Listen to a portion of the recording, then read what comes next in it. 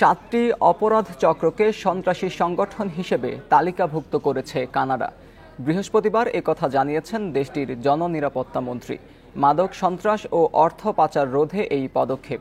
সেই সাথে মাদক পাচার ইস্যুতে ট্রাম্পের শুল্ক আরোপের ঝুঁকি কমানো যাবে বলেও মত অটোয়ার। সন্ত্রাসী তালিকাভুক্ত 5টি সংগঠনই মেক্সিকোর, আর যুক্তরাষ্ট্র ও ভেনেজুয়েলার 2টি সংগঠন রয়েছে।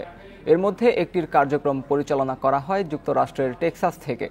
কানাডার জননিরাপত্তা মন্ত্রী সাংবাদিকদের জানান, সংগঠনগুলো চরম সহিংসতা, মাদক, মানব এবং অবৈধ অস্ত্র পাচারের মাধ্যমে সংগঠিত অপরাধ করে থাকে। এতে কানাডা ও যুক্তরাষ্ট্রে ফেন্টিনাইলের বিস্তার কমবে বলেও জানান তিনি।